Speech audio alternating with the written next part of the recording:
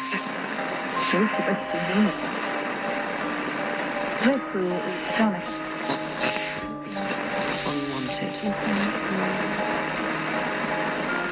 weird? Isn't it weird?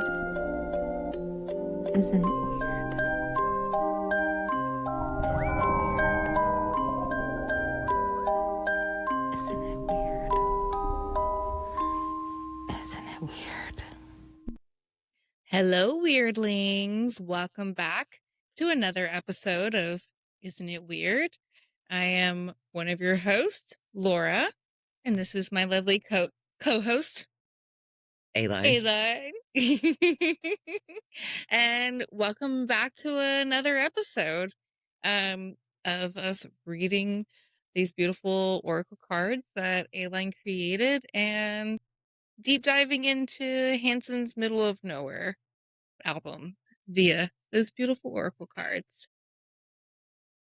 We have a very exciting episode today. We have another guest. I'm enjoying this, what we got going on here, my friend. It's very We've got fun. some really fun things lined up throughout this whole season. We're trying to pull very interesting people from the Hanson community onto the podcast. So today's episode will be really, really exciting to have her on, which we will be announcing who she is in just a few moments. But kind of wanted to recap.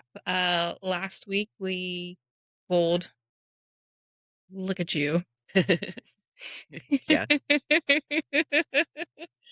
And that was a really interesting card. It's probably one of the first cards we pulled. We were like, huh, Yeah. this one's just, you just dance into it, man. Where we both were just like, well, it's a great song. It's a good song. Look at there. Your album or your song description in your booklet brought more life, I would say, to that song and more in-depth readings, I think, to that song than we've really ever given too much thought to it before. So I think that was very, very dance cool. song. Dance it out, man.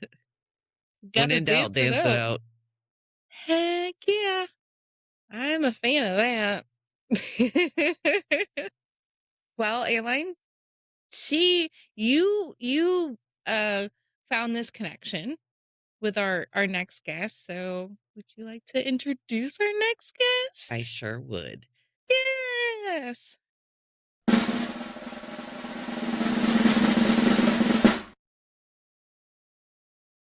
Ashley. Ashley. Hi. Oh, I'm supposed to say my hi. Hi. I'm Ashley Wool. Okay. Thank you for Hi, having me. Let me Ashley. turn my fan off. Okay. Welcome to Isn't It Weird podcast. Thanks so much for having me. I'm real weird. I'm really So excited. weird. You'll fit right in. Yeah, I love it. Ashley is a Broadway performer and actor and has a lot of accolades. I was doing my homework on you, homie. You're a very impressive person. You got a lot of really cool stuff that I've seen under your belt. And Thank you. she's part of the Hanson fan community, and how Aline met her and got to know her, and I saw her floating around, but and that's my little kitty Opalite. Hi. That was really cute. And Gang's all here. she's got her kitty. It's a kitty episode, by the way. It's a kitty episode. What's your kitty's name? This is Chevron and her brother is Texaco. Oh, That is so my cute. gosh. That is adorable. Gas station cats. Hello. Did you Yes. find them at gas stations? They were found at a gas station when they were babies. Those are the names that the rescue group gave them, and I decided to keep them to honor their heritage. Oh. I love that so much. To honor their heritage is a beautiful way of saying that. I like that a lot. I like that a lot. Meatball's just, she's not very intelligent, so that's my Meatball. Oh, That's your hello. Meatball. Hello. The kitties are on it today. We usually are. We're always like, oh no, but they're like, oh, we're part of this episode. No doubt. Ashley, you have, like I said, quite a show array under your belt. How many Broadway performances have you done? So the production was How to Dance in Ohio, and we, between previews and performances, we actually had 99. And I did 98 of them. The only one that I missed was because I told you earlier, um, I had some tumors on my ovaries that were causing my ovaries to twist, and then I was in excruciating pain for 15 hours. But that was a fun story. Woman life, man, and Woman you life. powered through. Yeah. Well, I powered through one show. I didn't power Give you some through. morphine and. Yeah, no, I did take one day off, but the day that the pain started acting up, it was very, very bad. I had started feeling twinges earlier in the day, and I thought it was just like a muscle spasm that was transferring. So I like took a yoga class, I got a massage, and then I went to do the show. And then beginning of act 2, the pain started coming back. By the time it was curtain call, I was in so much pain, I could not stand up. I went to the emergency room at like 2 a.m. and it was Bellevue emergency room in New York City, which was quite an experience. It's a questionable It experience. was a questionable experience. They did not diagnose me. They said it was stress. So luckily my dad in Westchester was able to come and get me and bring me to a different hospital, which did diagnose me, and they gave me morphine and the torsion straightened out. And then I, took that night off and I was able to do the rest of the last 3 shows of the run. It was right at the end of our run. But here's the funny story.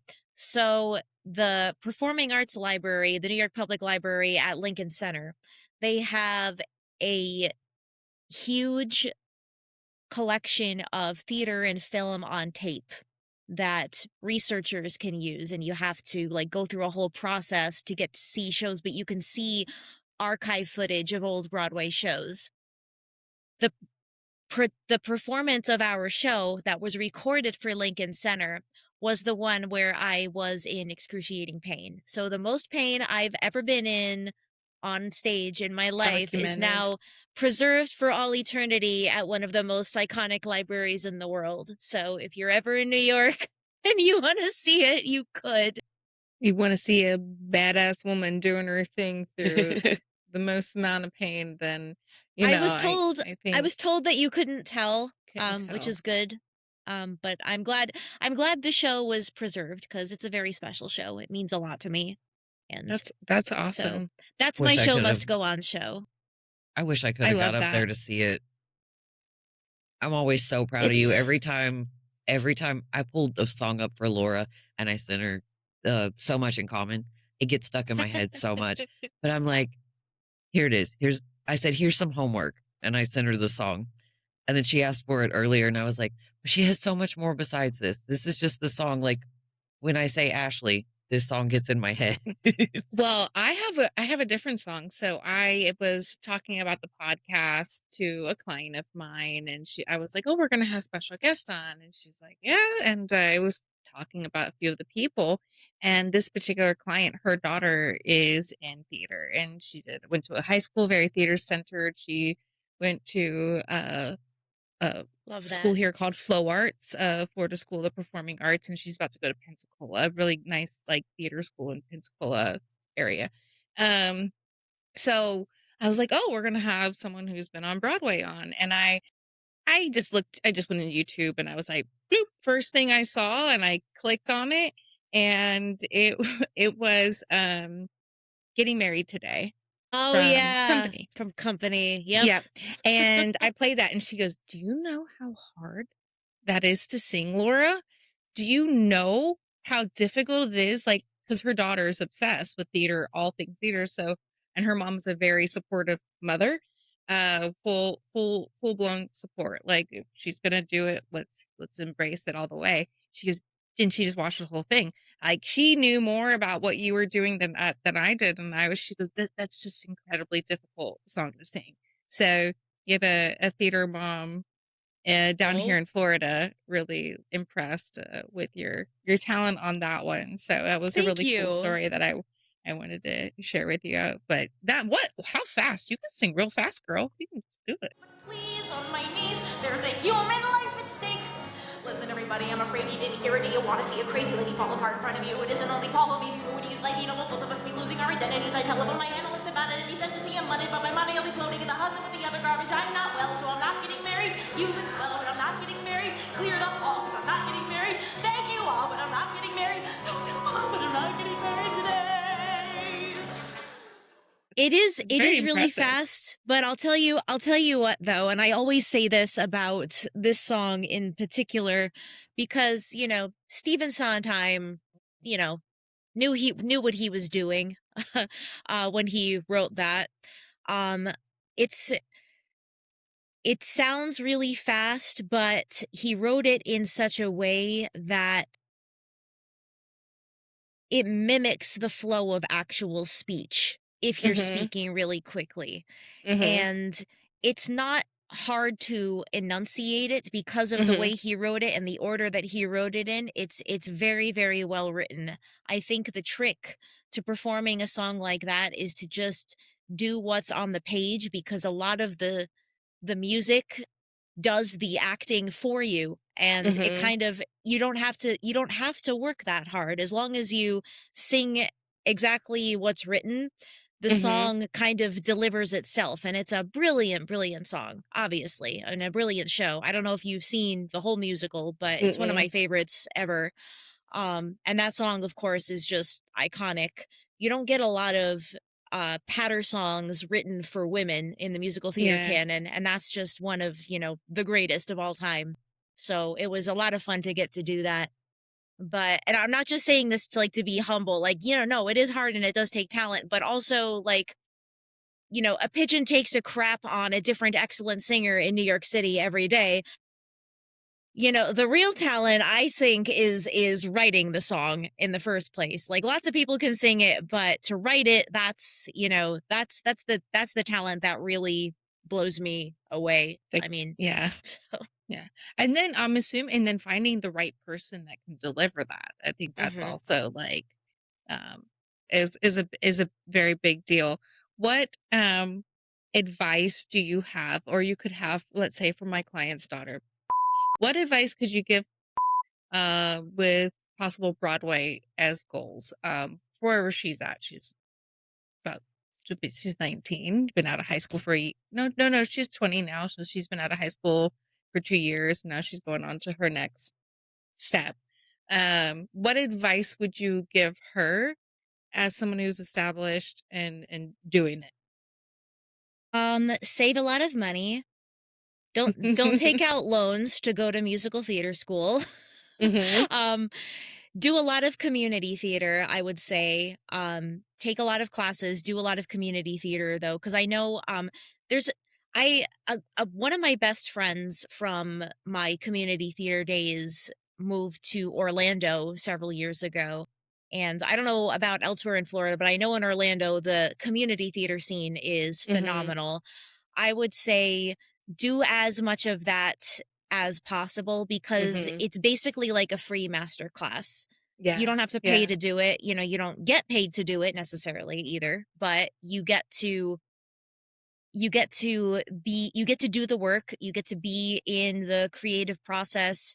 You get to work with people of all different experience levels, which is its own incredible learning experience. I've been in shows with people who had never done a musical in their lives, and I did shows with people who had been on Broadway or, could have gone to Broadway but chose not to because the industry is ridiculous. And they're some of my favorite people in the world because, they're not career actors, but they're very established in what they do for a living, and they do theater for fun. And when you do it for fun, it takes away a lot of the pressure, I think, that's attached to it, because there are no stakes. You're just there because you want to be there. And that's where I think you discover kind of who you are as an artist, who you are as a collaborator. And what I always told my friends, because I had a lot of friends from my, high school, college community theater come to see me on Broadway, and they're like, "Oh, what's it like being on Broadway?" And what I tell them is it's really the same. The work is the same, the passion is the same, the community camaraderie is all the same. The only difference really is that you get a paycheck.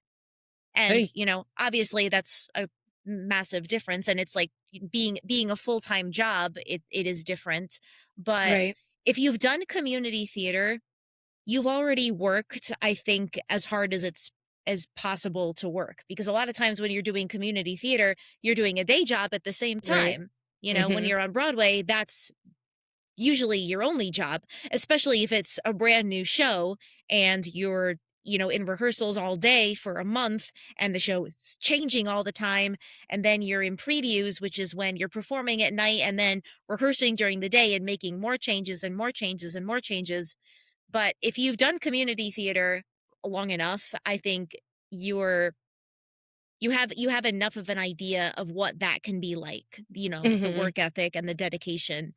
Um, so that would be the advice. Do a lot of community theater. Um, really put a premium on taking care of yourself, staying Yeah. hydrated. Yeah. It sounds so cliche, but like It really really hydrate. doesn't.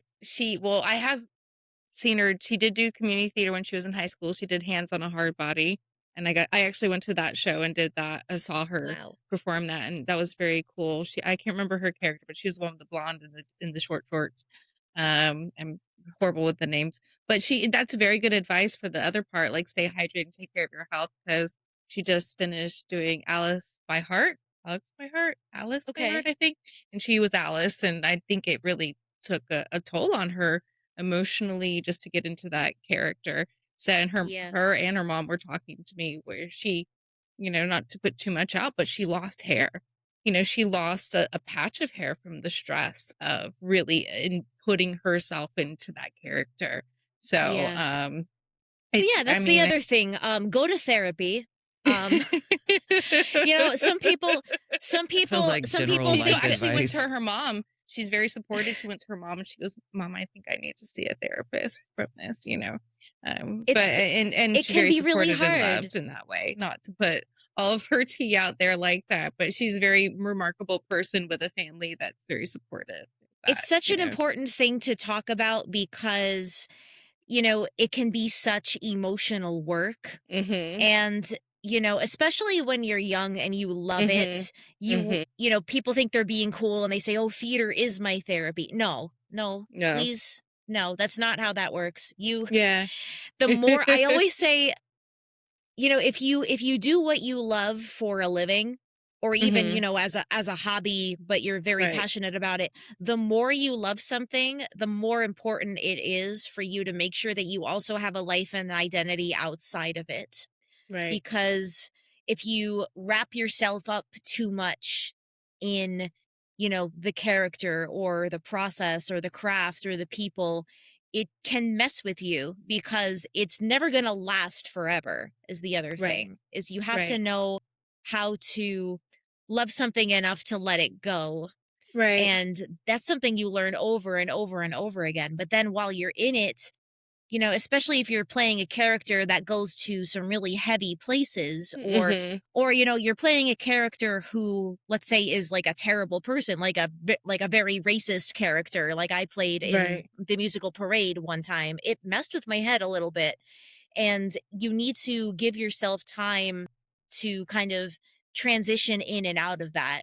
So, Right. part of taking care of yourself is making sure you have your routines, you have your warm up, you have your cool down, you have your morning routine, you have your evening routine, and you give yourself structure so that your brain knows, okay, now it's time to do this, now it's time to do that. It really it does help a lot. It helps you kind of stay sane and stay healthy when you're doing work that's really emotionally demanding like that.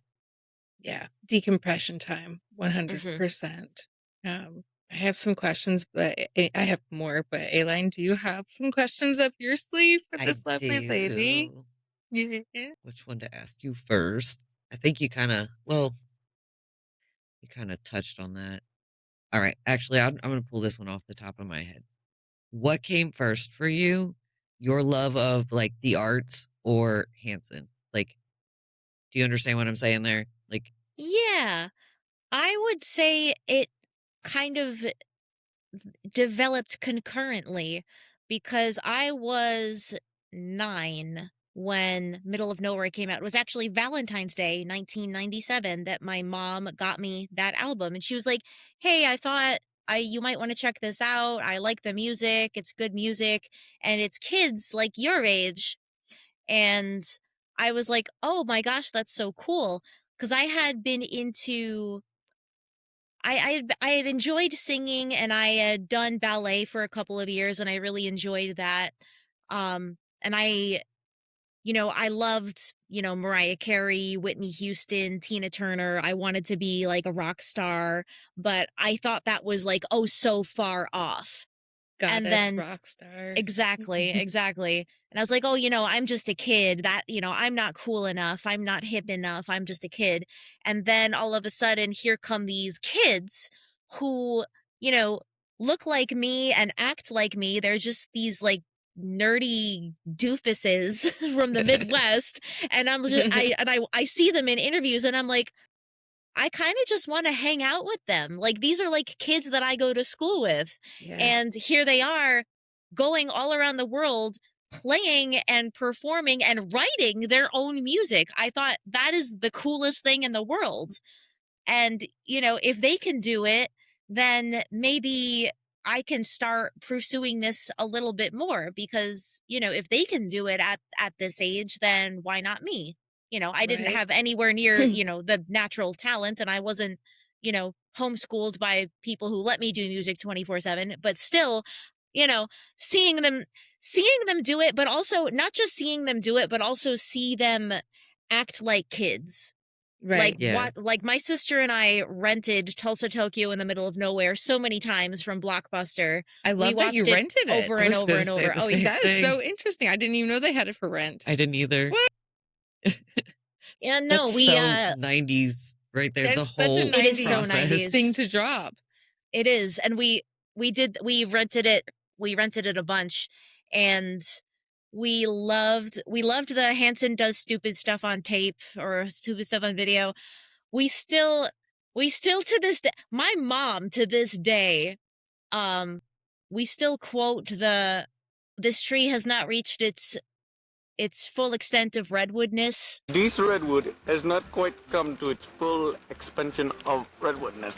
Oh man, gives you just a crick in the neck videotaping it, doesn't it? Like whatever, anytime something hasn't reached its full potential or its full maturity, we say, "Oh, it hasn't reached its full redwoodness." Like that's just become part of our lexicon now. That's so funny. That's so special too. Do the same thing with my kids. Like we have golf Yep. carts, and when we go touring, like around, just randomly, I'll be like, "Oh, I turn into Billy Bob, and I'm their tour guide for the day." So we ride back in the woods. We ride back in the woods all the time, so they don't get it. Even though I've made them watch it, they're like, "What are you doing?" I was like, to be misunderstood by your kids. I think they'd know if I showed them again, but it's just like it's not clicking. What would you want? What performance of yours would you invite Hanson to go see throughout your career? Like, what's the one you'd like? I wish they would have seen that. Would have loved for them to see How to Dance in Ohio because, first of all, I think everyone should see How to Dance in Ohio.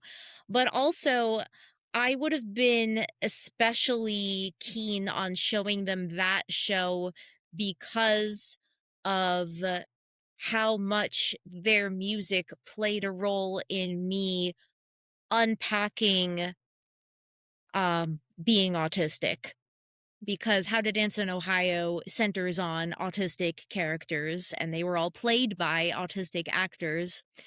And I wasn't diagnosed with autism until I was in college, but growing up as a very zany socially awkward, passionate, intensely feeling everything kid, of course, I really related to the song Weird. And Mm-hmm. that was my favorite song growing up as a kid. So, And it was, I think the reason that it resonated with me so much is not just because it was a good song, but because mm-hmm. I was hearing it from other kids. Right. It's like, oh Right. yeah, you know what? We all get a little bit weird sometimes. We're all just trying to figure it out together. And I think it was really important for me to hear that from Mm, other kids. right. And you know, the older I get, the more I appreciate the impact that that had on me, and then kind of unpacking it in different ways with Underneath, and Mm. watching Strong Enough to Break, and watching them try to navigate the ever-changing record industry and kind of coming into their own as artists before they were really at the point where they were being taken seriously on a major level, even though they had already been very successful as children and as young adults, and they were clearly a solid band holding their own with a solid artistic vision. And I think that And they were always expected resonated to with handle me. it like they're expected to handle it like adults, Yeah. but they were still treated as children too. And I think sometimes when you're on the spectrum, I'm not formally diagnosed, but my younger son is. But I think handling as adults, you still sometimes get treated in that. You get a little bit infantilized. Yes, yes, and Yeah. that can be very frustrating. So I feel like that that was a very practical way to see, infantizing. I mean, Taylor was an adult, Isaac was an adult, but Zach was still a child still, but they were expected to carry very adult roles and situations and go up against people who were far more versed in that certain parts of the industry and not really have someone honest, truly, in their corner from the, sorry, cat earthquake. Um, from the world there. I'm glad you mentioned that because that was one of my questions was, navigating theater with, being autistic and navigating that whole world. You It's a know what good else like segue into that was heartening about it though, and this is something that I've experienced too, and it's like when I watch interviews with Hanson or people talking about Hanson, or even you see in Strong Enough to Break, even when they were going through all of that, they still had so many people in their corner, and like people who were a big deal. Like people right. in like other musicians got Hanson more so than pop culture did. I I see think that a Right. lot right now. there were always people who saw their talents. I remember when Adam Schlesinger died, Taylor was talking very extensively about how, oh, he's somebody who always took us seriously. Yeah. Yeah. And I think, and I guess that harkens back to your question about, you know, what advice would I give to younger theater people is find the people who love the thing as much as you do, who are older than you and who have been there a while, and who are not going to talk down to you, but want to invite you into the folds because they see who you are as an artist and not just as, you know, some kid. Yeah. Some kid passing through and, with a dream, like be an Adam instead of a Jeff Finster. Yeah. That needs to be a shirt. Be an Adam. Be an Adam, not a Jeff.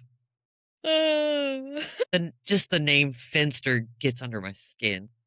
I know. There's a lot of. I never fought anybody before, but I would. That one is. I feel like Weird has a cousin song or a sister song, and it feels like a child at heart is For like Oh my God, it's yes. like sister song. And Yes. it was the first time that I think I felt very similar feelings to a song. Like Weird was when they released, Child at Heart.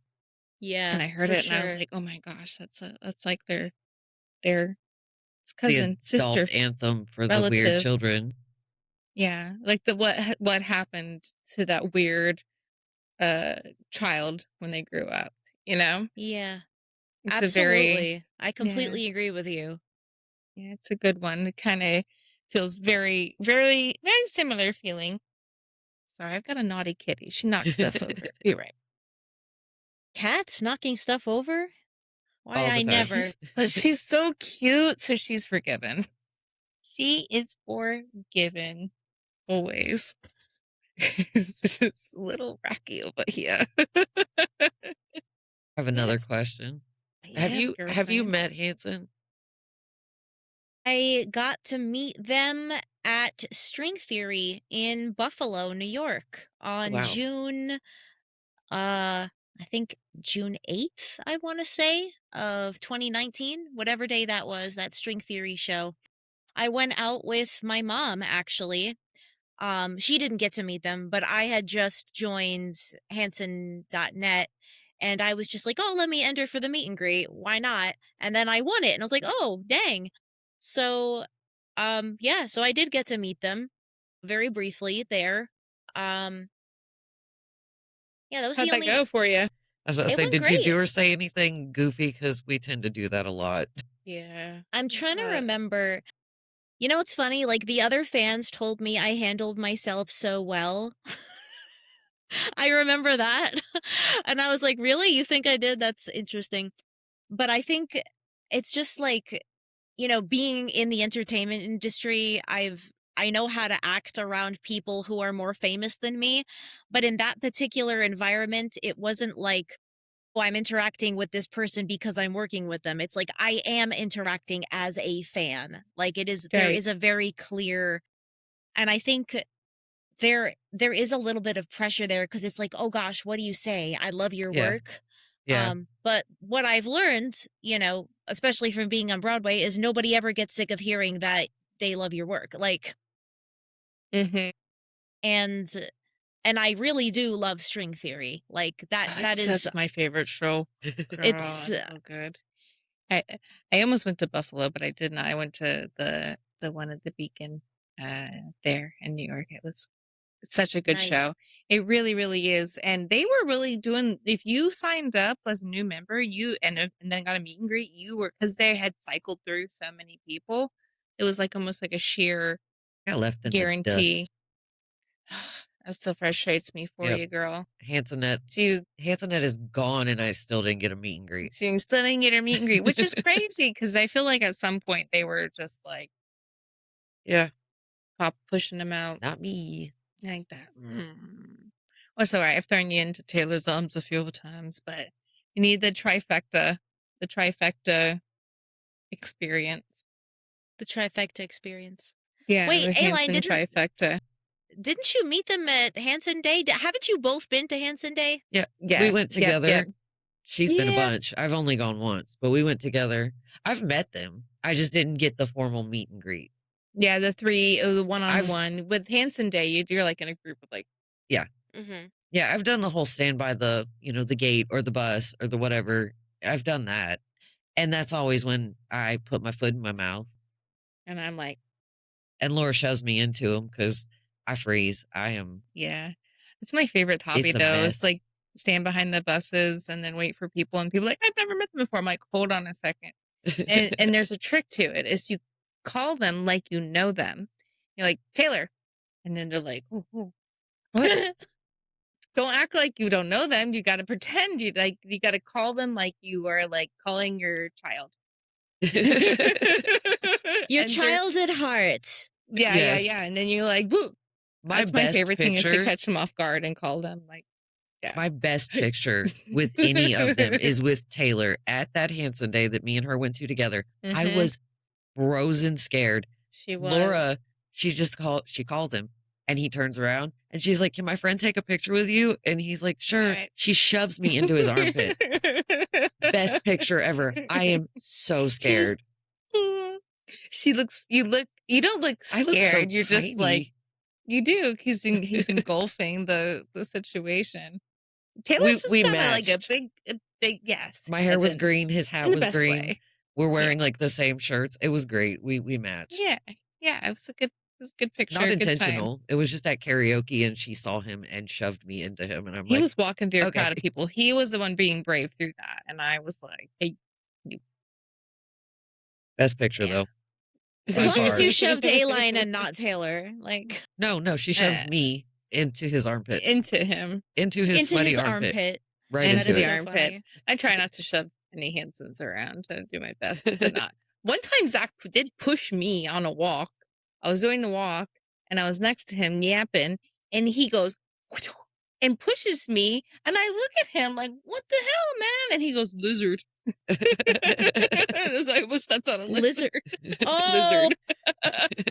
Just such a Zach. He could have literally such just a Zach said, move. He's like, he could have said That lizard is- just to be like, sorry. and then he pushed like a Lizard. lizard on the ground that I almost stepped on. I'm going to stop Barefoot. telling you sorry for things and just start saying lizard. Lizard. That is actually Lizard. kind of adorable, honestly. Yeah. Like, lizard. Lizard. Just shoved me. Like it was I don't know. I hadn't been going, I was like when I was still doing like one a year or something like that. So it wasn't like he's like, I'm familiar with this one. No, I'm just a fan. It's Just random. lizard. I ran the He was- girl, there's a lizard. He was very invested in saving the lizard. Yes, I'm sure just getting an opportunity to push a fan around wasn't in there. He would be very proud. I'll have to tell her, Zach Hanson, he saved a lizard from your Aunt Laura. Yeah. From my feet, my barefoot. Oh, I can imagine. I'm thankful for the push, but That wouldn't have Yeah, gone stepping so on well. a barefoot would have been awful. Oh, Oh, traumatizing. thanks, bro. I'm good. Oh, nothing wrong with like getting pushed into Hanson though. So there we go. Being pushed by a Hanson or pushed into Hanson, whatever. Why not? Why not? Do you have any more questions, Laura? No, we went through and she answered all. You preemptively answered a few of my questions, so thank you for that. I do have one more that it's Okay. off topic to everyone probably but Ashley, but she'll like this question. What is your favorite Homestar Runner quote and or episode? Oh, that's a whole other podcast. Literally, I've been actually a guest on a Homestar Runner podcast, on 4 different episodes, actually.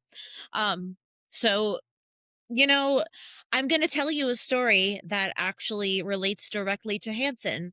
So the podcast that I was on is called Come On Fahugwa Pods. Yeah, that checks. And the premise is they were going to talk about every single Homestar Runner cartoon in release order. So the first episode that I was on was the one about the Strong Bad email guitar. Oh, tap your toes, I check the email. Tap your toes tonight. Where the fan asks if Strong Bad can play guitar. And he goes, yeah, you know, I can play your basic riff like jug, jigga, jug, jigga, jug, jigga, jaw, jaw. I can play your basic rhythm guitar like jug, jigga, jug, jigga, jug, jigga, jug, jigga, jug, jigga, jaw, jaw, jigga, jug, jigga, jug, jigga, jug, jigga, jug, jigga, jug, jigga, jaw, jaw. You know, something like that. And then I can play the riffs like mealy, mealy, mealy, mealy, me. I can also play some pretty hot licks too. You know, the kind that are just way up high on the tiny strings and you mash your fingers on them. Mealy, mealy, mealy, mealy, mealy, mealy, mealy, mealy, mealy, mealy, mealy, mealy. So we talked about that. And so fast forward to like a year later, I had seen something on HNet where they referenced Trogdor. I think Zach was in some video where there was fire and they were like, oh, Zach is in cahoots with Trogdor, the Burninator. And so I just, I clocked that immediately. Oh, they also have a sign, or I guess they don't have 3CG anymore, but they had a sign in the 3CG studio. They had a no loafing sign. Yes, and it somebody's appears got in a that bunch no of their loafing videos. sign. So I was like, I clocked that, and I was like, well, clearly they know what this is. So I sent Zach a direct message on Hanson.net, not expecting I'd ever get an answer. And I said, hey, He's the one that will give you a message. Do you have a favorite strong bad email? Months and months and months and months and months and months later. And this was after I had done the podcast. He said, oh, yeah, actually, it's guitar. Wow. Actually, yeah. What a coincidence. What a little... I know. That little kismet, little silver thread connecting us all. But I also feel like they would have some opinions on the one that discusses fan clubs and fan fiction. Oh, I've got to go watch that one. You do have to go watch that one if you can't remember it off the top of your head. It's very funny, but it's like especially funny for people like us. Is it the Teen Girl Squad? No, it's Strong Bad basically making fun of people who write fan fiction. Oh, yeah, I've definitely got to go check that one out. It's very, very funny. My go-to has always been caffeine. I don't know I what love my caffeine. draw. That is my favorite, and I don't know what my draw to it has always been, but it is my go-to. And of course, every Valentine's Day, I bust out your video of you singing the Valentine's Day song. My children still randomly start singing it, and I'm like, yes, exactly. Good. You're raising baby elder millennials. You're doing a great job, Aline. I'm trying. That's so cute. I don't really know. I only know it from a brief moment when I was like 19 and I had a roommate and he would be like, Homestar Winner. Yeah. And that's all he would say all the time, Homestar Winner. And I'm like, I don't know what you're talking about, but that's cool. It is cool. Me and Ashley met. She came to me. I was posting my art and she came to me and wanted me to make some art for her solo album. And I was like, who is this girl? And so I started Googling. I was like, oh my gosh, she's such a great singer. And then we started talking and we became friends. And then it had been like months down the line. All of a sudden, I think she posted something about Homestar. And I was like, oh my God, I love you even more now. This is crazy. And so we just meshed together over Hanson and Homestar Runner. I love that. They're different than Salad Fingers, right? Yes. Yeah. Yeah, they're very different. Same internet era. Very different. I don't know that very much, except Aline would be like, I love Salad Fingers so much. Like, so much. It popped up. It was the, 25th anniversary or something. And David Firth popped up on my stories the other day, celebrating that. And I was like, oh, Salad Fingers. How am I this old, though? But, there it is again. I will go back and watch it. It creeps everyone around me out. But I love it. That's funny. I watched it recently, and I'm like, my friend loves this. I love it. Make people watch it behind the chair. Sometimes I run out of things to say. My husband, watch this thing. My husband likes Charlie the Unicorn. I don't like that one as much. So I always pull the Salad Fingers. That's my go-to. I don't know. I think I just like the creepiness of it all. It's so funny to me. Our generation's brain rot, for sure. Yeah. It's about the brain. I love that. Well, Aline. Yes. Would you like to play our Hanson Hotline? Oh, yes, I would. Oh, I would love to hear it. I'm so excited. Last week's calls were so awesome, fun. And they were great to hear. And I had such a good time reminiscing with each and every voicemail. It was so fun. We got a few this week. All Yay! Right. Here we go.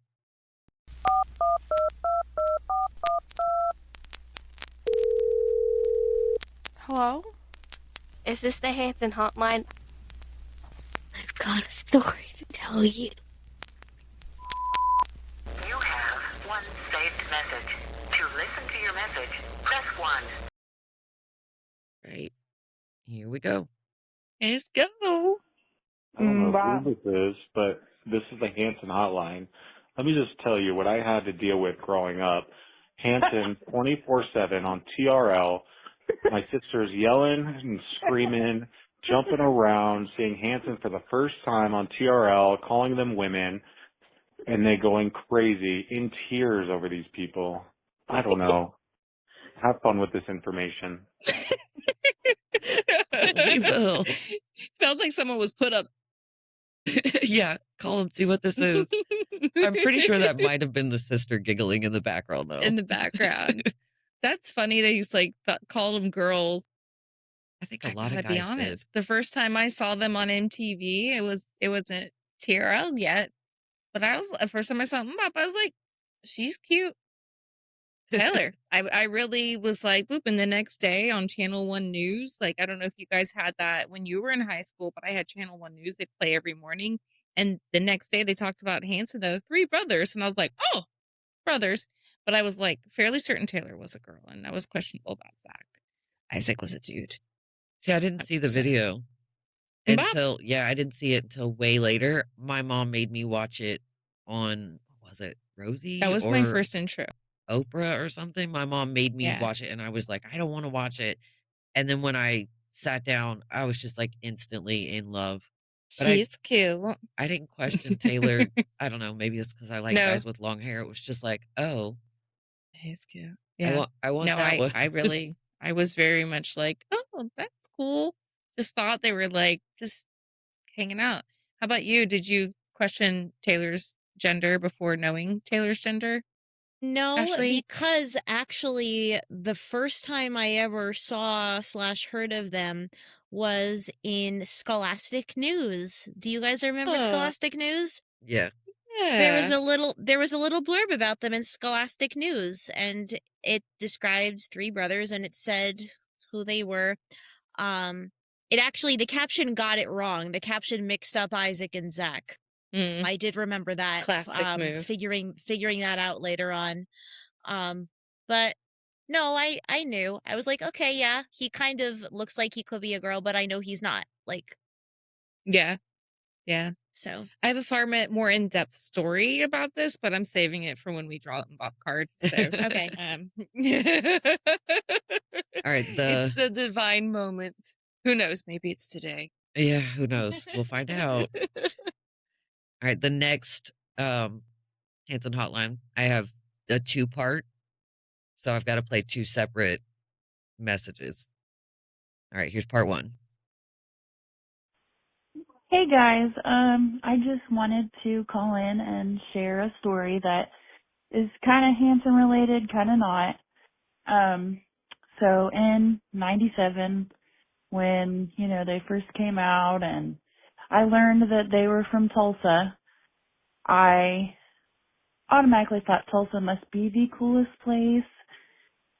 Somewhere I would never go to. I was obsessed with Tulsa, Oklahoma, as I'm sure everyone else was. So every time I would see a car that said Oklahoma on it out driving, I would say, oh my gosh, it's from Oklahoma. Or if we would get a package in the mail or something shipped and it said, from Oklahoma or something, of course I would freak out because it was from Oklahoma. I think in 98, my mom bought a car and it had been a rental. And somehow she found out on some paperwork, guess what, in Tulsa, Oklahoma. Now, I live in a very small town in Indiana. And so for my mom to buy a car that had been, used in Tulsa was very exciting. And throughout my life growing up, I still had that same, anytime anything came up about Tulsa or Oklahoma, I was very excited. Anyways, years later, I am working at my job in a grocery store, and I've been there for 15 years. And there is a new manager, and I was very interested in her. And I finally worked up the courage to talk to her one day, and she had mentioned that she was from Oklahoma.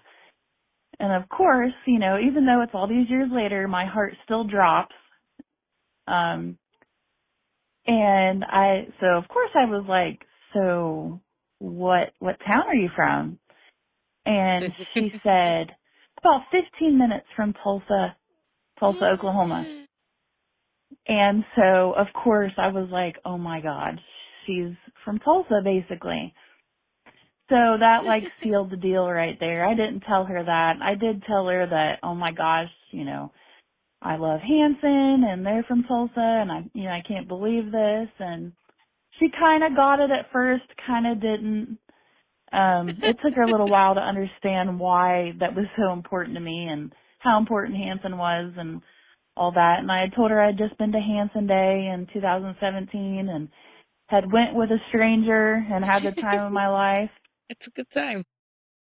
I just got cut off and I'm finishing my message now. But anyways, a couple years later, fast forward, we're in Tulsa late at night. We were visiting her family and I think they were having a concert at Cain's. And it was late at night and we were by the wall, the mural there next to their studio. And they were in there practicing. There was nobody around. It wasn't Hanson Day or anything. They were just having a concert, I believe, at Cain's. But anyways, so we were hanging out there. They were practicing inside. We could kind of hear them. We could mostly hear Zach playing his drums and stuff.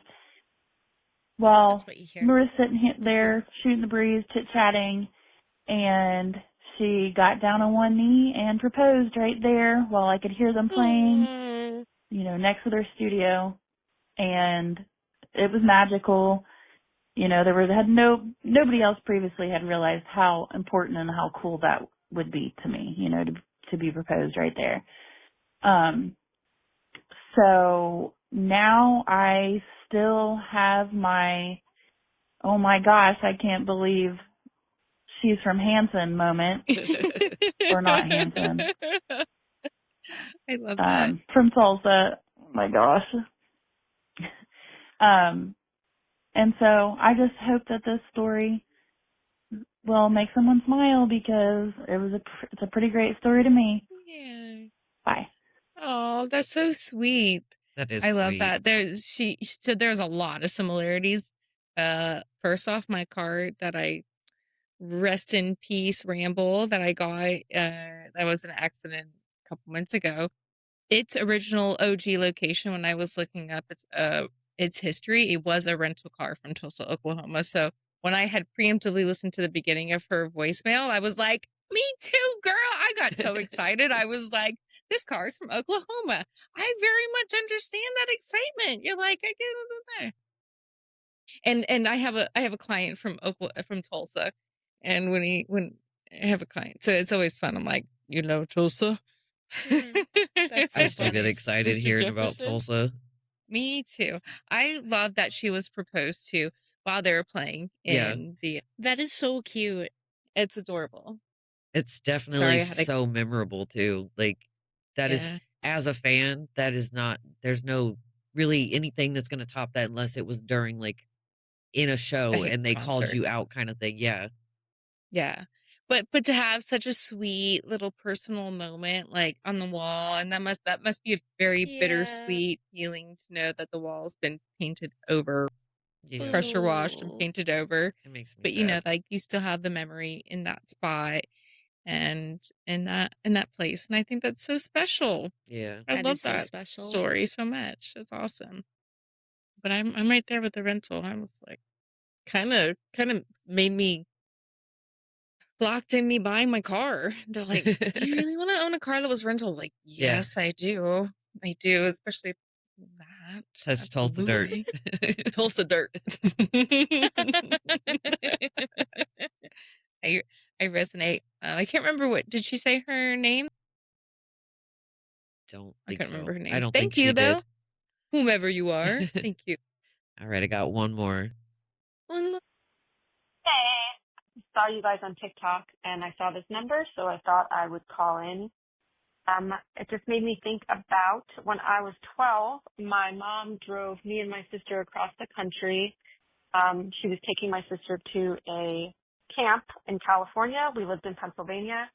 But the entire time, to get me to behave when I was acting up, whatever, she would tell me we could go to Hanson's house in Oklahoma on our way back. And we did. We went to their house in Tulsa, Oklahoma. No To way. their I don't house? remember where we got the address. This was 1998, so who knows where we found the address, if it was even right.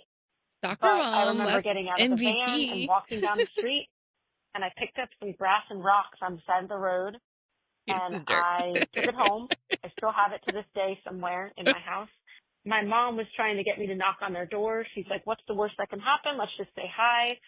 But I refused because I was 12 and everything was really embarrassing.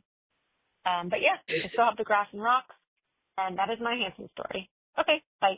So Oh my god. Story so much. Tulsa dirt, you literally just said.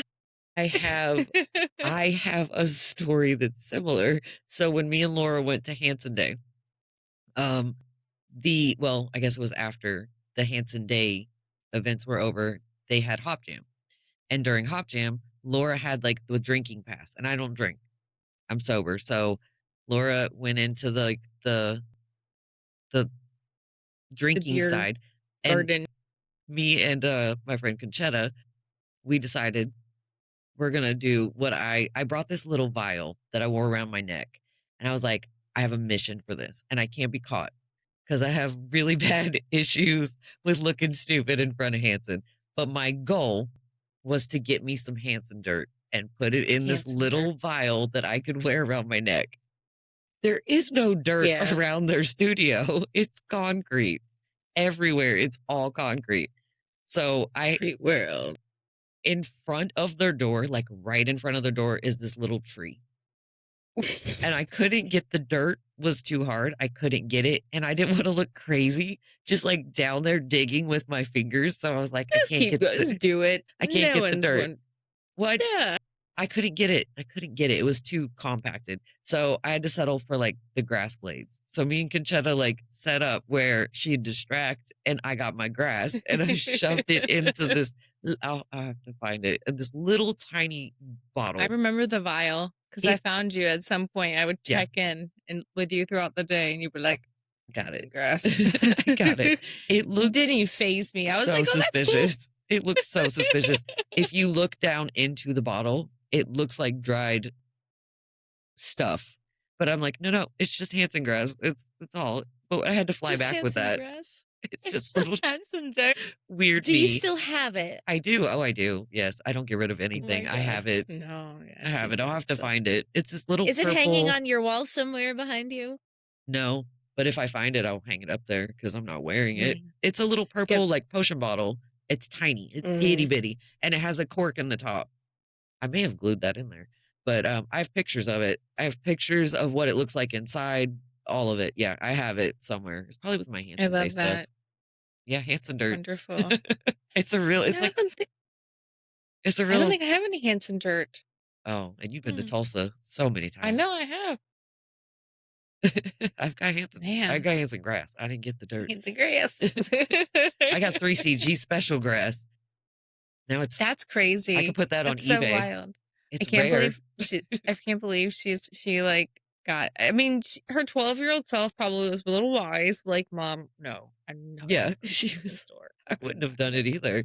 Like, oh my gosh, that'd be my dream come true and my worst nightmare, all in the same knock. What do you do if they answer? It freeze. So sorry, wrong house. Sorry. As Start you're crying holding because you're not going to dirt speak. and shrubbery in your hand.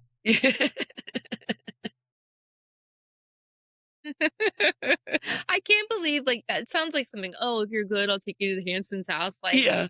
I'm not actually gonna do that, kid. Do you think I'm sorry? It's the other way. Yeah, I'm Pennsylvania kind of is impressed. like up there. Yeah. Pennsylvania it's is like in California. She said, right? I mean, did they go this way? I'm like actually really impressed that she did that drive and like stopped in Oklahoma. Like that is insane. That's so random. I want to know where Mom got the address. Mom was a sleuth. Mom was super sleuthy. Before the internet. Like, I wonder I mean, if it the was internet- just like some random address. Like, and she just told her that it was the, I don't know. I don't know. I mean, we have Well, it if you now. know property appraiser, like if you know anything about looking up deeds and property stuff, I think it's probably easy to find. I'm sure Mom, you could look that up. I don't know if it was available on the internet back then. I think so. Way back then? I don't think so. That's impressive. Maybe she just knew somebody. Can you please let us know how your mom found out where Hanson lived in the 90s? Like, that's pretty wild. That's really impressive. Like, the She sleuthy said she didn't skills. know. She said Oh, she she didn't didn't know know. how. I would have asked. I'm like, Mom, tell me about the time. Yeah. Please tell me how Do you did you this. remember the time? That was awesome. Love that. That was all of Love that them. story. Link's story. That's Thanks, great. man. Well, thank you so much for everybody for calling in to the Hanson Hotline. And I hope you guys liked the little jingle that Aline played beforehand. It's a very special guest debuted on the jingle. It's my Aline's babies. sweet little baby girls part of the show now. And it's so awesome to have them be a part of it. I love it. It's super cute. Very, very fun. Well, now is the moment of the show. And you're going to draw it, Ashley, but Aline's going to draw. You're going to have to tell her when to stop. Okay. When to, I'm going to shuffle. make the move. And she's going to shuffle it up. You're a real shuffler. Well, one just popped out, and it's up to you if you want me to take that. Take it. Yeah. Are you love sure? It when that. All Yes, right. I'm sure. All right, because I put it on the bottom just in case. This. Is it MMMBop? Yes, it's MMMBop. Hey, what a good one. There's a lot to talk about there. Yeah. There is a lot to talk about there. There's a lot to unpack. We kind of talked about a little bit, but how cool. All right. That's such a good one. You want to read the book this week? Yeah, I'd love to. Read the book. Sorry, my cat moved things since I set up for the episode. That's why I was rummaging earlier. My cat was being a cat. A reading from the Book of Hanson. We are reading from this wonderful booklet that Aline created alongside the deck. It's a reference booklet. So each card, of course, for the personal meaning you have for it for yourself, she wrote down the meaning, and each card has a portion. So for MMMBop, the quotes are, hold on to the ones who really care. In the end, they'll be the only ones there. Flowers need water to grow. Remember that on your bad days, love is like wildflowers. It is often found in the most unlikely places. Where flowers bloom, so does hope. Key words: growth, planting new seeds, love, growing older, time passing fast, making a choice, letting go, new seasons, do it now, secrets, flowers, and embracing the moment. If this is a yes or no question, the answer is yes. Live in the moment with no regrets. Very cool. I love it. I love that so much. My gosh, I think this is probably. I mean, it's the song. It is the song that started it all and started our connection and our relationship with them. And I guess since this is this, I told you I was saving my story for when we drew MMMBop. So I guess I'm going to go ahead and tell you guys and share with the podcast the first time I saw Hanson. I was very sheltered. I was not allowed to listen to anything. I went to a very heavy private Christian school for the years prior to discovering Hanson and MMMBop. And a couple months before I heard Hanson, I got out of that school and I was finally allowed to listen to the radio and what have you. But I didn't have an identity. I didn't have my own self because in that type of school, you weren't even allowed to have a fashionable haircut. You couldn't even have anything that would define you different than another person. So we were living with my cousins and they watched MTV all the time. They were into the MTV. They would, moment we got home from school, it was on TV all the time. And I remember sitting down with my cousins and they put on MTV. And that particular day, I thought, I'm going to fall in love with a band. I was determined to fall in love with something that day. And I didn't know what, but I remember the order in which everything came out. The first one was The Wrong Way by Sublime. And I was like, well, he's kind of cute, but the dude wasn't even in the band. He was just the guy from the music video, and I thought he was hot. Unfortunately, he was not in the band Sublime, so that wasn't it. And then the next one was Marilyn Manson, Beautiful People. And I was like, maybe I'm not so bad at God right now. It might be a little too much for this private Christian schoolgirl. And then Hanson came. And it wasn't instant love. It was curiosity. It was, well, she's cute.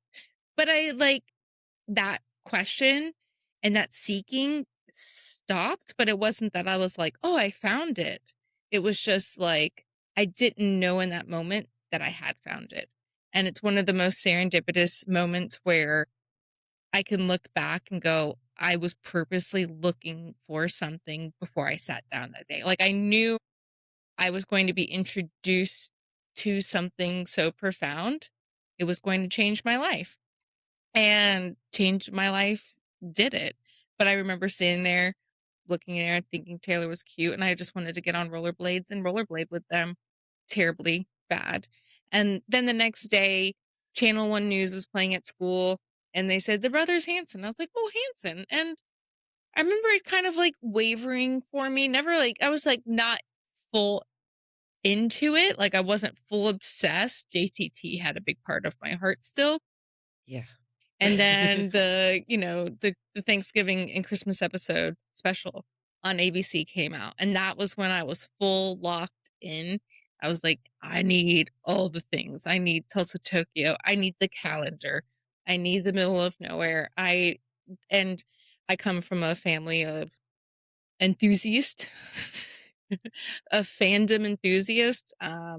And so I guess a way they could reciprocate that love for me was to buy me a shit ton of Hanson stuff. And here we are today. But I remember just hearing MMMBop, and that was, the rest was history. And there's so many stories and connections that I think to that song. And it's one of my favorite songs to still hear live. People still give it shit. But it's the one song that I know everybody at that show is going to know. And everybody's engaged and everybody's in that high energy, the energy that I'm in for the whole show. Everybody in attendance in that moment is there and present for the band. So I can't hate on it too much. It's a good song. It's definitely a love-hate for me. It's like I could go the rest of my life with never hearing it again, even though it would definitely be in my head all the time. But I would be okay if I never heard it again. But on the same note, I'm so grateful to it for everything that it has given me in my life to this point. Yeah. It's like we were talking about Weird earlier, and I was thinking about this before we started recording tonight. I was like, man, MMMBop really like pulled us all in, and then Weird kept us all here. Yeah. I feel like everyone got pulled in with MMMBop, and then they heard Weird, like, of the fandom. Like, the fandom, that seems to be our, like, anthem. Weird is our anthem. So, like, MMMBop really was, like, the key point that was, like, everybody came in for that. And then we stayed for the rest. Yeah. I know when if I mention Hanson, they're always like, MMMBop. Yeah. MMMBop. Like, there's more than that. But at the same time, it's, like, the best campfire song. And my favorite thing to do now, when people like with clients or whomever, they're talking about relationships or leaving relationships. Sometimes I just quote Hanson. I don't tell them that I'm quoting Hanson. I'd be like, well, you have so many relationships in this life and only one or two will last. So you just hold on to the ones who really care. In the end, they'll be the only ones there. And they're like, yeah. You just made me think of something. And usually we would have just you do the dramatic reading, but I think the three of us should like round robin it. Yeah. Yeah, we should pull up the lyrics to MMMBop and each read a part. Like read a paragraph. I like that. Dramatically. Dramatically. Okay. So I'm down. are we gonna do, let's see. I love how we're all looking like we need the lyrics. Like, well, I think it's like, where do we want to start off? No, I have a moment that if there's ever an open mic night and I have the cojones, that my plan is to dramatically say "mbop" to the people. Like it is a moment that I know will happen at some point in my life. Like a poetry night? Have it. Yeah, like a pop-up, like open mic night somewhere, like at a bar. Like, you have so many relationships in this life. I guess I'll start it. Might as well. I'm in it. Get some in practice in. it. All right, you ready, guys? You have so many relationships in this life, and only one or two will last. You're going through all this pain and strife, and you turn your back, and they're gone so fast. And they're gone so fast. So hold on to the ones who really care, because in the end, they'll be the only ones there. When you get old and you start losing your hair, can you tell me who will still care? Can you tell me who will still care? Bop, ba-doo-ba-doo-bop. Ba-doo-ba-doo-bop. Ba-doo-ba-doo-bop. Ba-doo. Beautiful. Thank you. Thank you. Next. You want to take it up? Yeah. Ashley, take the you want to next, take it or part, Ashley? Yeah. Plant a seed, plant a flower, plant a rose. You can plant any one of those. Keep planting to find out which one grows. It's a secret no one knows. It's a secret no one knows. No one knows. Bop ba doo ba dop ba doo bop ba doo ba dop ba doo bop ba doo bop ba doo. Yeah. Bop ba doo ba dop ba doo bop ba doo ba dop ba doo bop ba doo ba dop ba doo. Beautiful. Beautiful. All right, I'll take up the last chunk. Can you tell me? You say you can, but you don't know. Can you tell me which flower's going to grow? Can you tell me if it's going to be a daisy or a rose? Can you tell me which flower's going to grow? Can you tell me?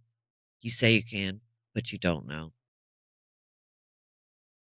And You with don't? that, this song has been performed 1,200 times.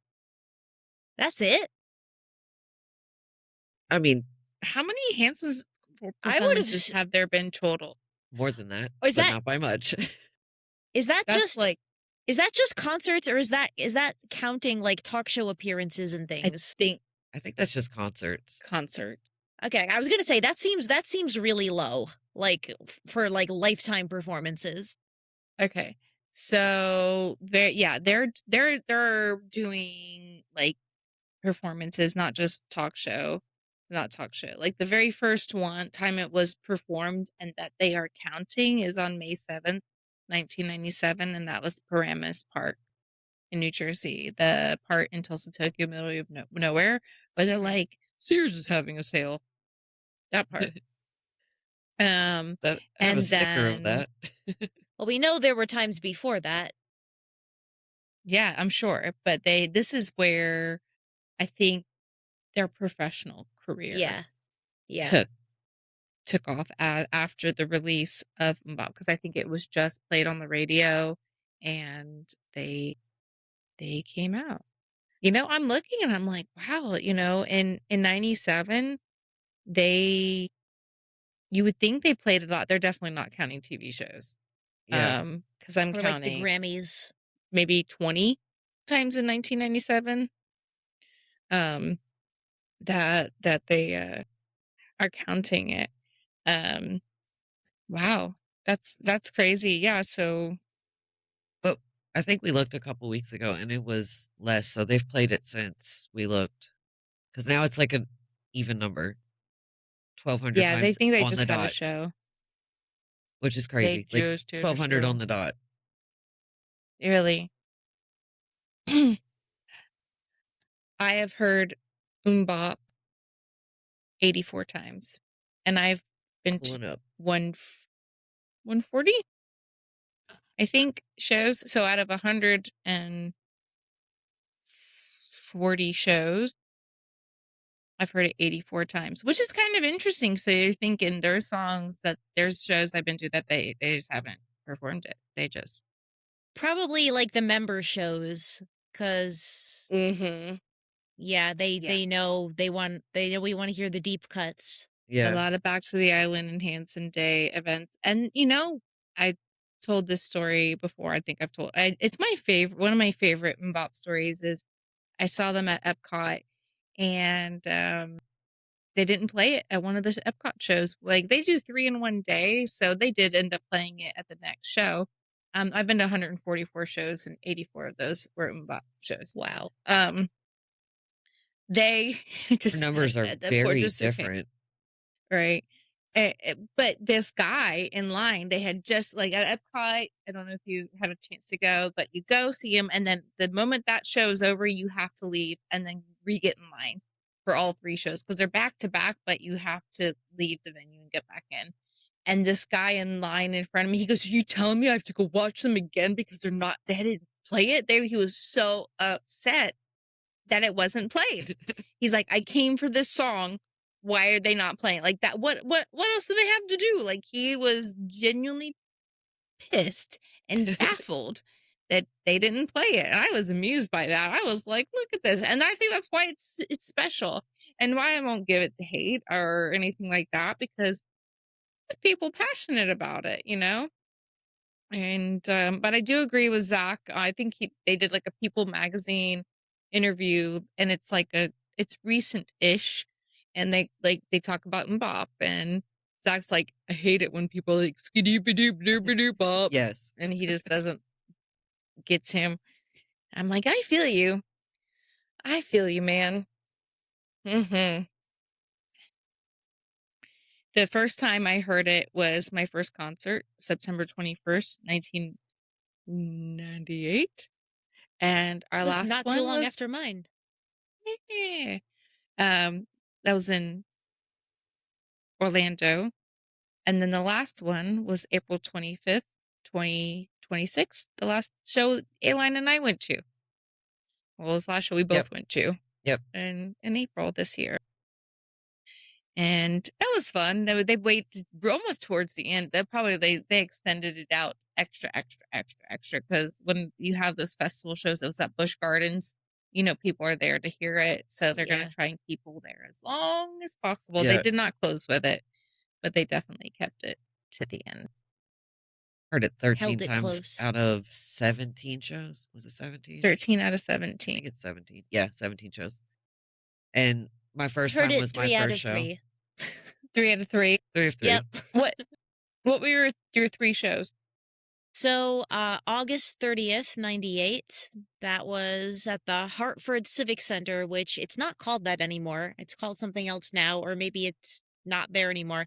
That was Hartford, Connecticut. It was a wonderful, wonderful day. That was my first concert ever in my life. I was 11 years old, and my sister was 7, and we were tiny, and so my parents came with us, and it was a very, let's say, an unpleasant sensory experience, but a little bit. It was very overwhelming, but it was very, very worth it. I had a wonderful time. And then I had like a deep post-concert depression for like a couple days afterwards. Hanson sads are the worst. And then I didn't see them again until String Theory. So it was 21 years in between shows. And then the last time was the Wintry Mix Tour right before the pandemic hit. That was December 23rd, 2019. I drove out to Boston by myself to see them. And oh, it was so good. It was so much fun. They played MMMBop And at that one too. Yep. I was gonna go to a Red, Green, Blue show, but I ended up I ended up not going because that was right before we were going to Syracuse with How to Dance in Ohio, and the venue had just lifted a couple of COVID restrictions, and I was just like, you know what? I don't really feel great about this yet. So I was just luckily they refunded me even though it was past the refund deadline. So I had to crap out on that one. And then I was gonna go to Underneath Experience, but then I moved out of the city. And that one I'm sad I missed because it was at the same venue where we had done a How to Dance in Ohio little reunion concert in New York City. So I was like, oh, I get to go back and see them there, but I didn't unfortunately get to do that. So I had to crap out on 2 other shows. So maybe I'll get another one in at some point if they're Bet you will. They're doing some stuff up there, They're right? They're aren't they have a show coming up? I thought I saw something at like, I don't know. I'll look. I don't remember off the top of my head. We're here to talk about MMMBop though. So No, wait a but minute. this is actually this is part of the show. We like to look these random things up. We and actually have a find bunch out. coming up. Yeah. Yeah, they're on break. They're on break. And they just keep popping out shows. They actually have a Right. lot of shows coming up. A lot of Yeah. special shows. Like none of them are official tour shows, but that they have Oh, a no. bunch. There's Mhm. they have a stacked summer They do have for a very stacked for a summer. band that's not on tour. Like Right, or not that's on break. Well, you're the Virginia, I don't know, you're a little bit more northern yeah. area. Massachusetts, July 19th. Get it, girl. That's Oh not my too far. gosh. Yeah, except I am going to be in a cabaret that very day, so I'm not going to How be dare able to they. make that one. That is Maybe a We have riot. conflicting Maybe you should fly shows. down here to Disney at Yeah, the end of come see 'em. August. Come see them at Disney. Oh, that would be fun. We will be making our way there 20th, 29th, 30th, 31st. That well, the Disney. 30th that would be the anniversary of my first concert. That's it. That's what you should do. That would be oh my god, the 20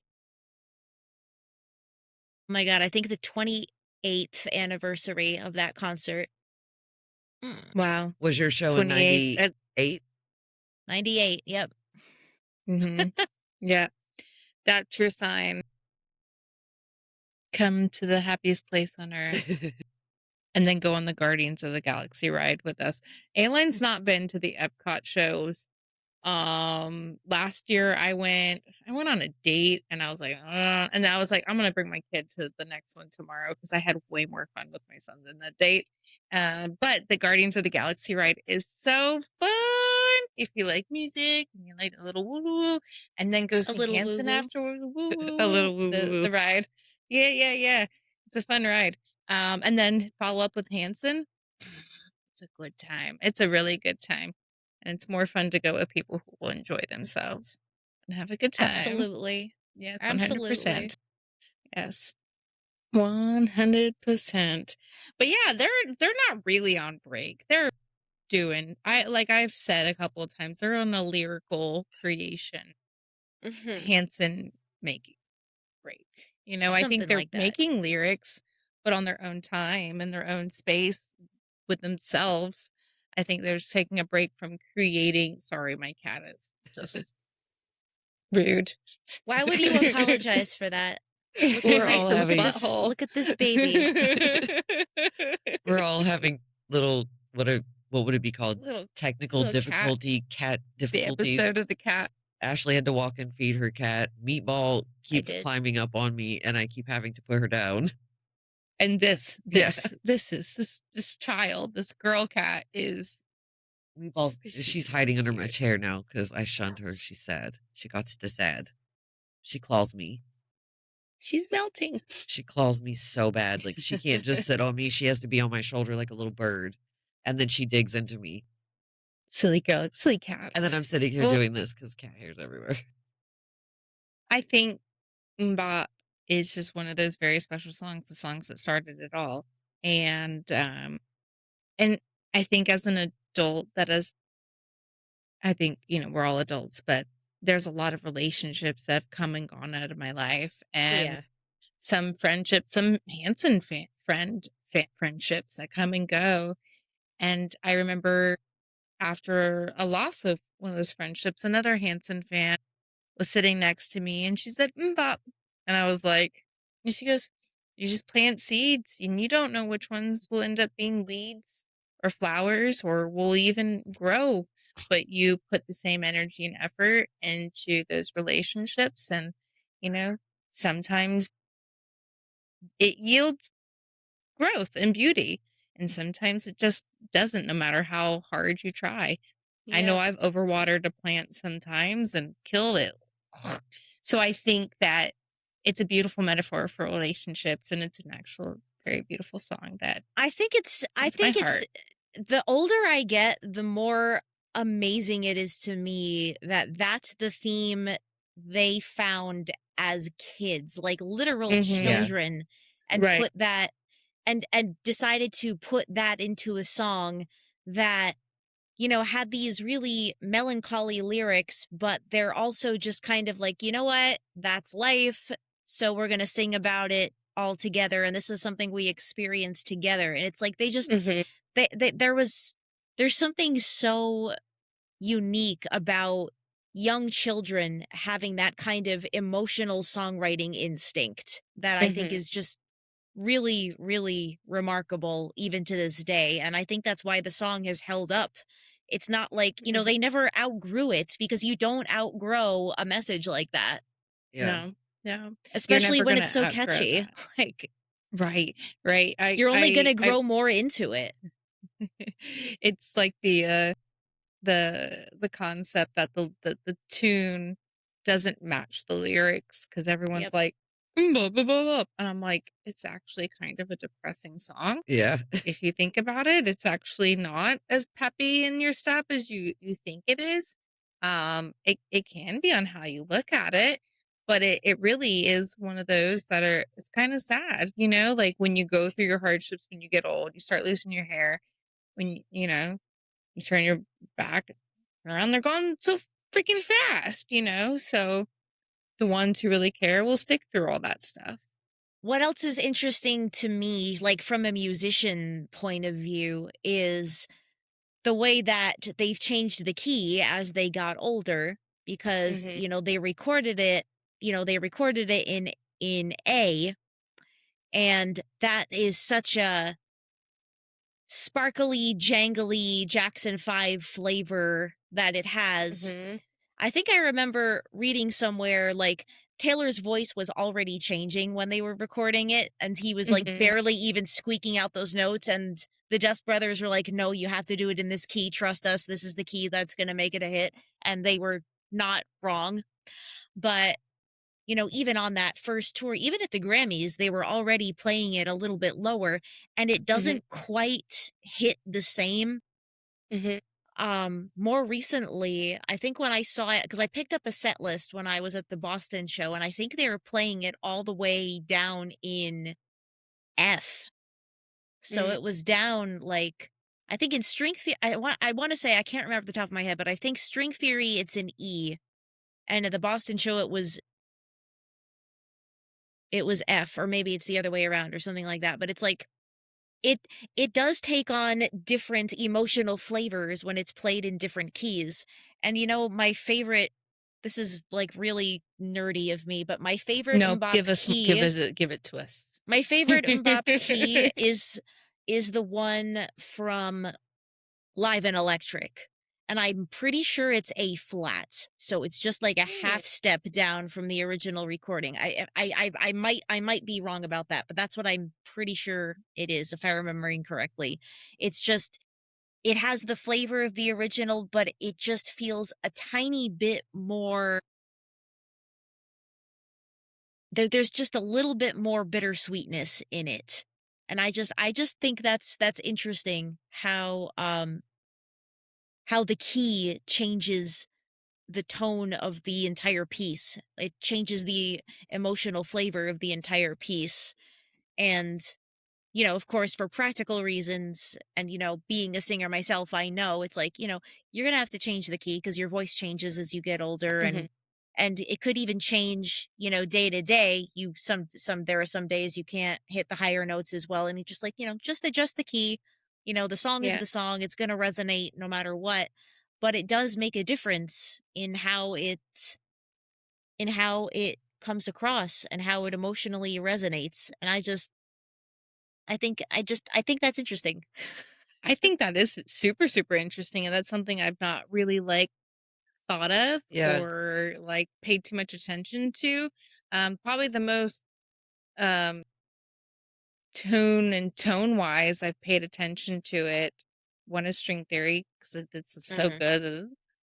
The freaking violins in it during MMMBop are so good.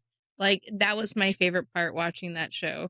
I saw that tour a bit, and it just was so fun to watch the strings doing their thing. But I can say that, and then during a Back to the Island, they played it, and people were like, "What? We're here for the deep cuts." But it was a perfect campfire vibe. You know, like you're standing there and you're in the ocean's right there, and it's like a thing, and we're all like, you know, when you're there, you're in your swimsuit half the time or something like that. So it was a vibe of togetherness, like a little stripped and raw, like we were just hanging out together. So I think probably when it's I imagine at least when it's a show like Back to the Island, or it's something where, you know, they know it's the hardcore fans, I think it's almost kind of adorable when they choose to play it anyway, because it's like, you know, they're just doing it because they want to do it. Yeah. And it's like, oh, they still want to do it. Like, it gave me chills. Like they still want to, and they still want to perform that, you know, and they haven't grown sick of it. I don't think they have.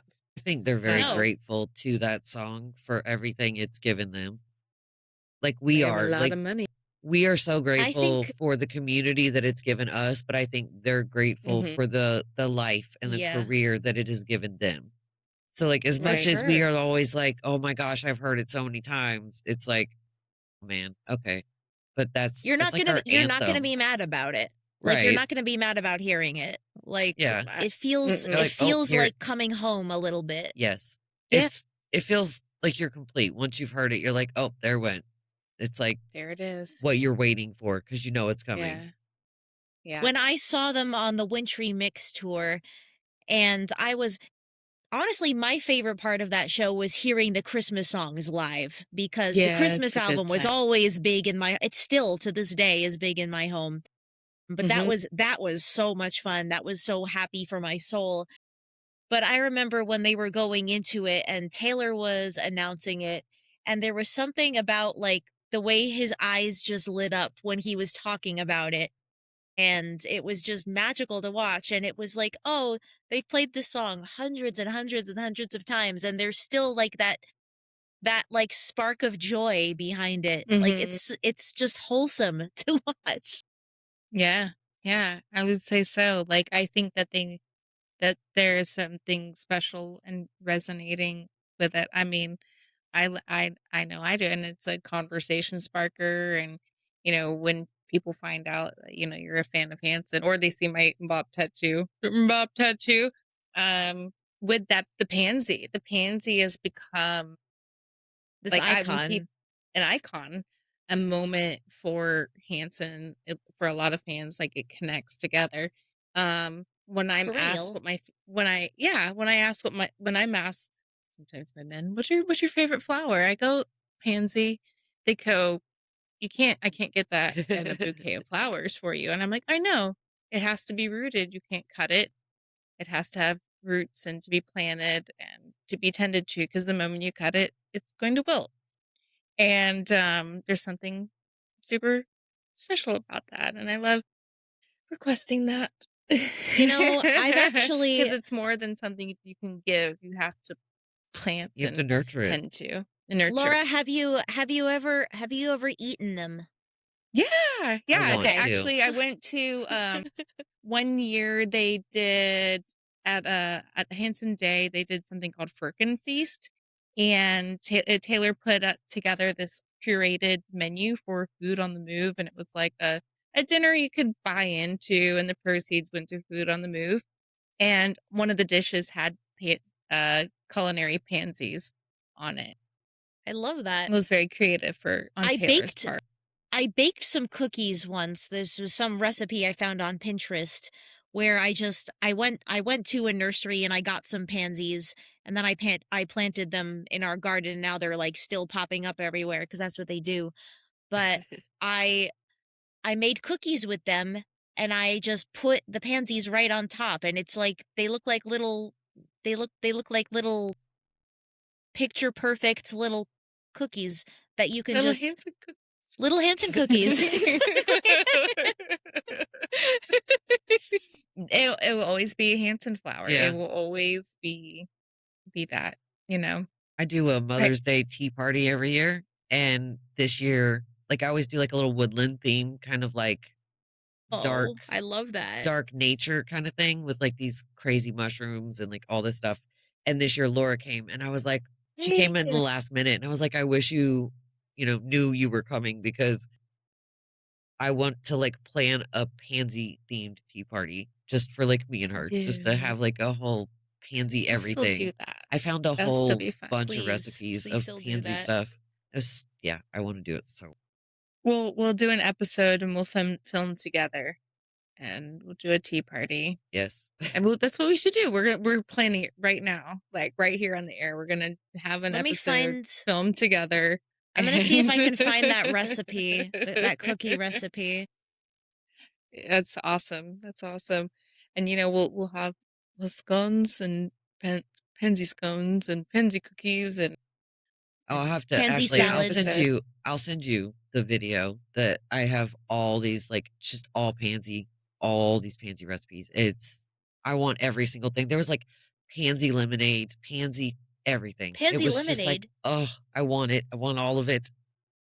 I want it. Can y'all hear the Why thunder? not? No, it's No. not picking up. It is so scary loud right now. Like it's just booming out of nowhere. No.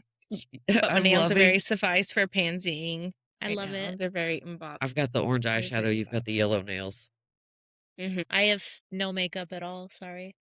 We I got can't- salon leftover makeup. We did our best. So I love how your little kitty's just chilling, nose She's into the chilling. frame. He's so cute.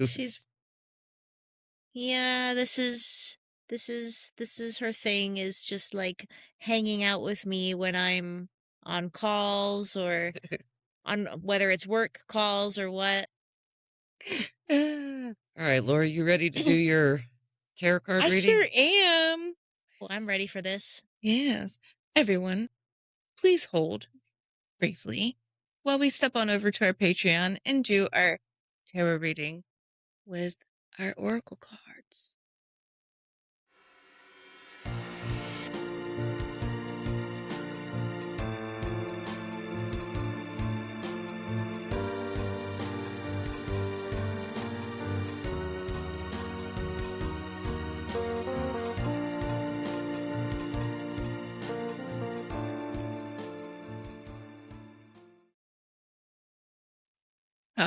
Welcome back, everybody. If you were listening over at the Patreon, we find out that it is very, very wise to create stability and foundation when creating and forming new relationships, and reflecting on what Ashley said earlier, finding a mentor and someone to help you bud and create all the new things to come. So, love how that works out. Beautiful. Aline, do you have anything else to give and say about MMMBop? I was just thinking, like, it really is like the foundation of the fandom. Mm-hmm. It really, like, this song represents, if you went in a room of hundreds of people and you just said MMMBop, somebody in that room is either going to shout it back at you or go, oh my gosh, there's my people, and try to find you. Right. Everybody knows the song. And I Mhm. think my favorite part of being in my 40s and having so much of this song in my past, the people that picked on us relentlessly, that gave us so much crap growing up, that, you know, especially the guys, like going back to the Hanson Hotline, the brother that called earlier, so much of that was our childhood picking Yeah. at us relentlessly just because it was easy to be picked at. But those are the people now coming forward like, man, MMMBop was deep and I respect them so much. And Yeah. I had no idea. And it's just so, I don't know, it's better now than when we were teens. Cause boy, I spent all of my teens fighting boys that called me all the names they could think of about Hanson, and it was just a lot. So like Yeah. now it's like, oh, welcome to where we've been the whole time. Yeah. In my yearbooks, I saved them all. And I've had people address me as MMMBop in the yearbooks. Hey MMMBop. Hey MMMBop. They used to call me MMMBop in school. I think it Oh. just got dubbed that. So it's special. It's really special. It's can be kind of when someone's like, Yeah. MMMBop. Yeah. But in the same breath, it's like, well, at least you know. They're like, what else? When people, my favorites, what else is there except MMMBop? I'm like, yes, I've seen them 40-ish times just for MMMBop. I love that question. What else is there besides MMMBop? Let me tell you everything else there Let us is. tell you. Like, Right, right. yeah, what So else much is more. there? What else is there? But also, like, what else is there genuinely to life Mhm. beyond the message of that song and the relationships that you cultivate and the seeds that you plant? Like, actually, Mhm. though, what else is there? That's a very freaking good point, Ashley. I And agree that's on why that that's why it sentiment. still resonates. You know, It's a they figured that classic. out as kids, and Babies, it's the yeah. song that continues to grow with all of us. Mhm. And touches people in a way. And I do hope one day Hanson will receive their allocates for that song from the music community in a proper way. Being like, oh shit, that song stuck. Yeah. You know, and that has meaning. And I hope not just for that song, but for their career. Because I think they kind of got shunned. Their career got shunned because of that song as well. Yeah, because a You lot of know, people they didn't kind of take put it themselves in a seriously. box. You know, they put Sure. themselves in such a grand box because it was such a hit. It was such a song. It's like being a I feel Disney like Channel actor. it existed on different levels. Like, it existed on the level of the song on its own merit, but then it also became its own pop culture thing. That's it. Yeah. It was And a it's pop culture thing. And it's sometimes people can't they only see one but not the other. But, you know, it can be both.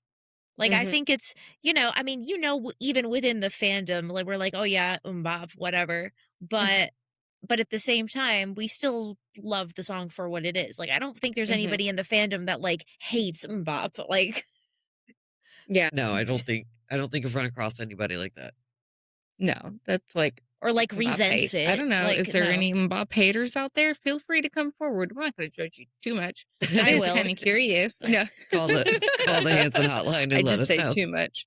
Please call the Hanson Hotline and let us know. Do you hate MMMBop? Like super, not just like, but like, no.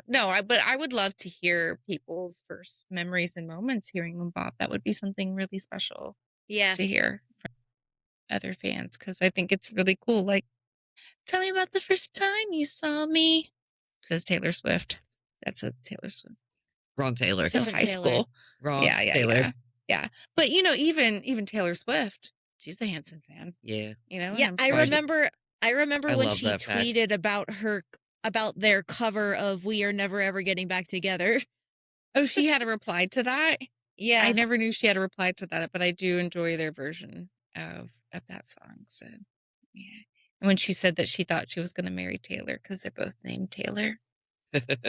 Nope. Wrong tea. I don't think Taylor Hanson would have been so super into the wedding that she had last weekend. No, I don't think really so. feel like that's his scene. No, No, he's so much for sure. more low key. Yeah. Though I think that they're both not too much of stars, but I think unfortunately he probably would have fallen into the Matty Healy. Not that he's not British, but I mean, I think if it would have been a romantic relationship, if that aligned in the stars, unfortunately, I think he would have gone into the tortured poet department. Oh, he's already there. We have he's already there. hotel We have paper. with Michelle. Exactly. Yeah. She was the original tortured poet. She is. Yes, she is. And I was just trying to delicately say that, but there it is. We're gonna say the quiet part out loud here. This is the uncensored. Oh, we're not on the After Dark. No, not yet. We're not there yet. Oh, we're not there yet? Okay. Sorry. It's all right. No, it's good. Just save the tea for tea time. For titty time? What? For tea time. Just She's getting loopy because we've been late. We've been on here almost 2 hours. That's amazing. Good for us. So much my watch is dead. I love that for us. Well, everybody, thank you so much. On that note, thank you so much for tuning in this week and listening to us hang out with Ashley Wool. And thank you so much for gracing us with your very talented presence tonight. It was really insightful and a fun experience for me. This was so much fun. I've been looking forward to this. Thank you so much for having me. Hey, thank you. Well, everyone, stay weird. Stay wild. I will. That's the goal. Promise. Life goal. Yay! Bye. Isn't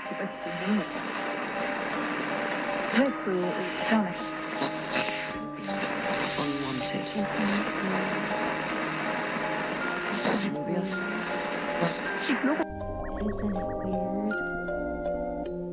Isn't